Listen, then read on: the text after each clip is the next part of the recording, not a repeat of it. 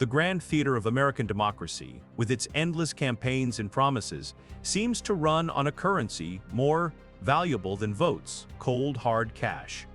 Candidates, regardless of their grassroots appeal, often find themselves trapped in an escalating arms race for funding. This relentless pursuit dictates not only their strategies but also, more profoundly, their allegiances. It raises a fundamental question.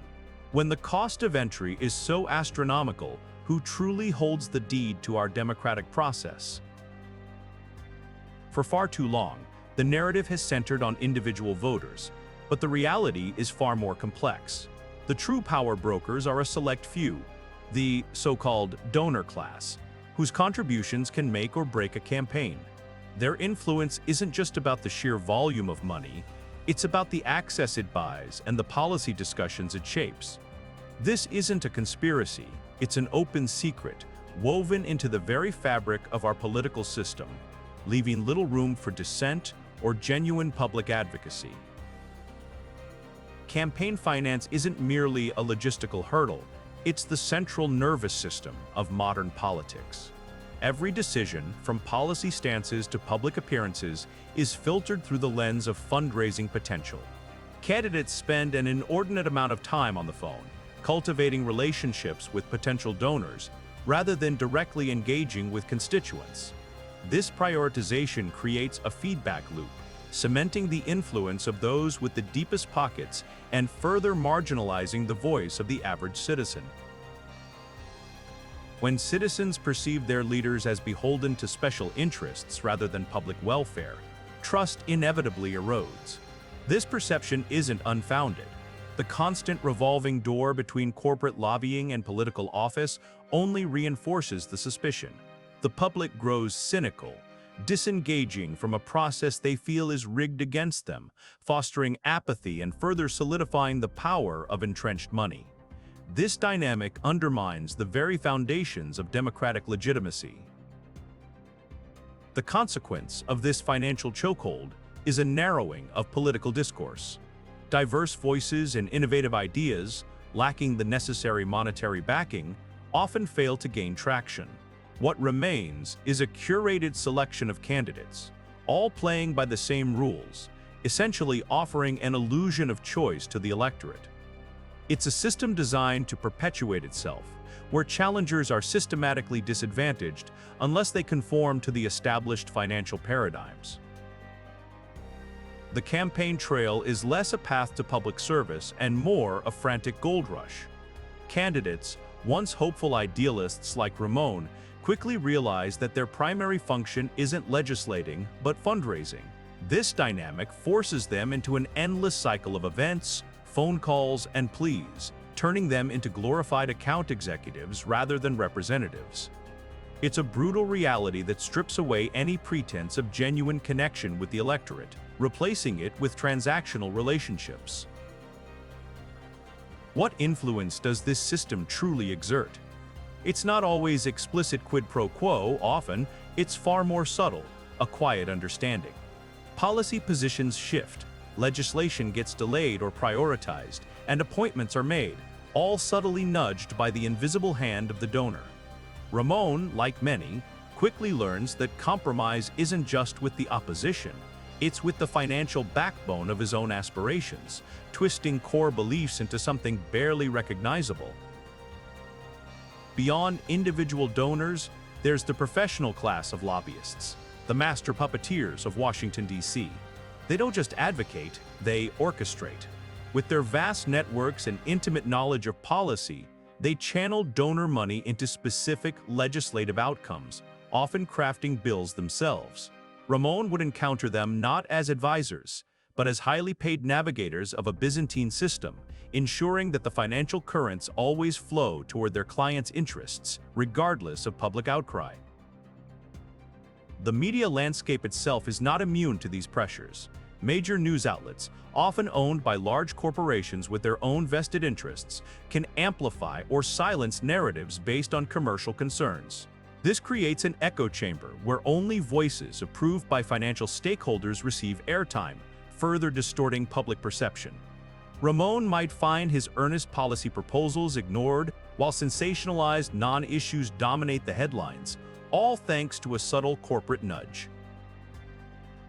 Navigating the electoral process becomes less about convincing voters and more about surviving a bureaucratic, financially driven maze. Ballot access laws, gerrymandering, and campaign finance regulations form a convoluted obstacle course designed to favor incumbents and well-funded challengers. For an outsider like Ramon, without significant financial backing, each step is a monumental struggle, requiring not just public support, but an intricate understanding of the system's hidden traps. As campaign costs skyrocket, the focus shifts from genuine outreach to targeting specific, affluent demographics. Data analytics become paramount, identifying not just likely voters, but likely donors, creating a campaign strategy focused on phantom voters who exist only as spreadsheets and statistical probabilities. Ramon might find himself speaking to empty rooms while his campaign team meticulously tracks the engagement rates of a single, wealthy suburban block, utterly disconnected from the general populace.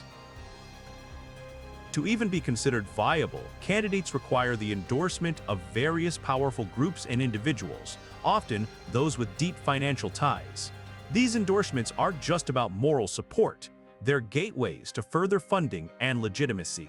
Ramon would soon learn that these influential figures operate within a gilded cage, their support contingent upon alignment with specific agendas, effectively silencing any truly independent voice seeking to break free.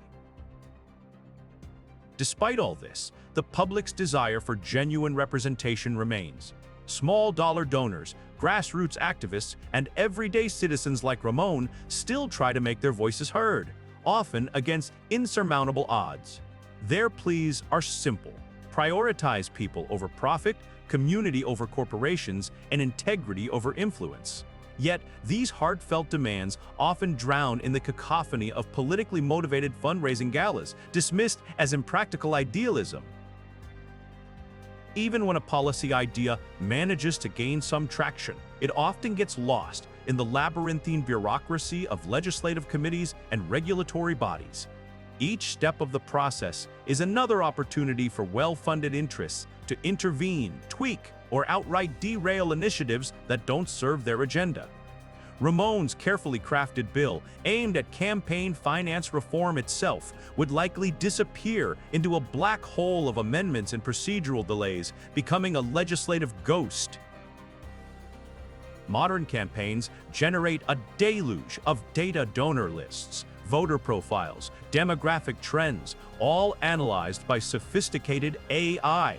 This technological arms race demands immense investment, creating an uneven playing field where only the wealthiest campaigns can afford the most advanced tools. Ramon's earnest door-to-door efforts, while commendable, are statistically negligible compared to the predictive power of a well-funded data operation, rendering genuine connection increasingly obsolete. In the end, it's not just about money anymore, it's about algorithms, about predictive models that can pinpoint exactly what message resonates with whom, and more importantly, who will donate. Ramon, once a fervent believer in direct engagement, now finds his every move orchestrated, his speeches fine-tuned by an AI. He's become a digital avatar of his former self, optimized for fundraising, stripped of spontaneity, and reduced to a series of data points. Ramon now attends galas not as a speaker, but as an orchestral conductor, leading an absurd symphony of financial transactions. Each handshake, each smile, each carefully rehearsed talking point is a note in a grand, money-making score. The attendees, once donors, are now simply instruments, their wallets tapping out a rhythmic beat, all to the tune of a campaign that has forgotten its original melody. It's a performance, devoid of soul, yet perfectly executed. This system, once a means to an end, has become an end in itself. Campaign finance no longer supports democracy, it is democracy, a self-replicating entity that consumes resources, generates data, and perpetuates its own existence. Ramon now finds himself merely a component, a beautifully crafted cog in a vast, intricate machine that has taken on a life of its own, far beyond human control or intent, humming along perfectly without true oversight.